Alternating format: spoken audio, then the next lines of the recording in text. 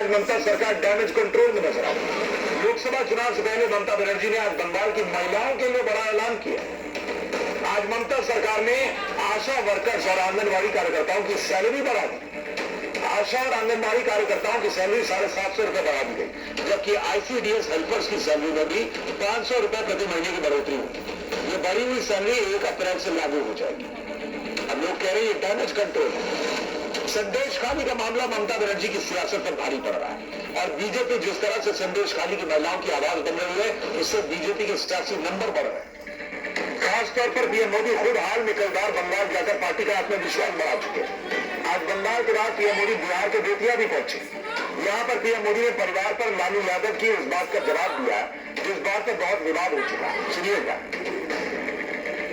बिहार की एक बहुत बड़ी चुनौती रही है यहाँ से युवाओं का पलायन। जब बिहार में जंगल राज आया तो ये पलायन और ज्यादा बढ़ गया।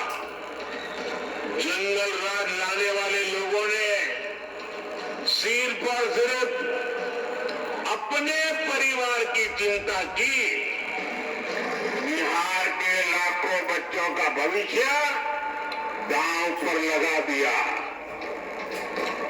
बिहार के मेरे नौजवान साथी दूसरे राज्यों के दूसरे शहरों में रोजी रोटी के लिए जाते रहे और यहाँ एक ही परिवार फलता फूलता रहा। इस तरह एक एक नौकरी के बदले जमीनों पर कब्जा किया गया। पीएम मोदी पर इंडी गठबंधन ने निजी हमला करके बड़ी गलती कर दी। लालू यादव ने पीएम मोदी के परिवार पर सवाल उठाए तो पीएम मोदी ने इस हमले को अपने पक्ष में ऐसा मोड़ा कि पूरा माहौल ही बदल गया। अब आगे बढ़ूं उससे पहले आपको हमारे नए शो देश का ट्विटर पर आज जब हमने बंगाल के संदेश खाली का मुद्दा उठाया तो पब्लिक ने क्या वोट किया आपको दिखाता हूं। हमने पूछा कि संदेश खाली के आरोपी शेख को ममता सीबीआई के हवाले क्यों नहीं सौंप रही है।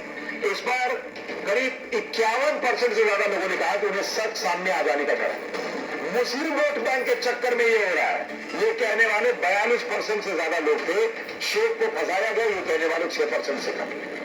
दूसरा सवाल हमने पूछा इसी शो में शाम 5:55 का कि 42 सीटों में इस बार नरेंद्र मोदी कितनी सीट बंगाल में जीतेंगे। 30 के पार सीटें जाएंगी ये कहने वाले 28% और 25 से ज्यादा तो जीतेंगे ही जीतेंगे ये कहने वाले 35.5% लोग। तो ये है बंगाल को लेकर लोगों का माहौल। अब जल्दी से आपको बता देता हूं आज के विनर कौन कौन है। नीतू जायसवाल बंगाल से है 4266 उनके मोबाइल नंबर का आखिरी 4 डिजिट। गिरीश कुमार उत्तर प्रदेश से।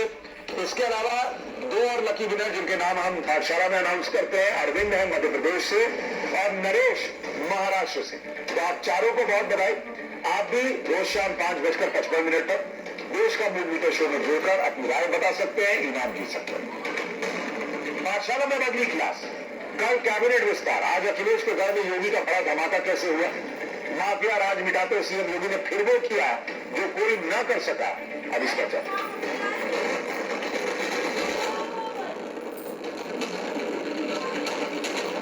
यूपी में योगी आदित्यनाथ बीजेपी के मिशन 80 पर लगे हुए। कल मंत्रिमंडल का विस्तार हुआ जिसमें 4 नए चेहरे शामिल करके पूरब से लेकर पश्चिम तक के समीकरण साधे गए। आज सीएम योगी ने एक और धमाका कर दिया। आज वो अखिलेश यादव के घर पहुंच गए। सीएम योगी आज सैफई में मौजूद है।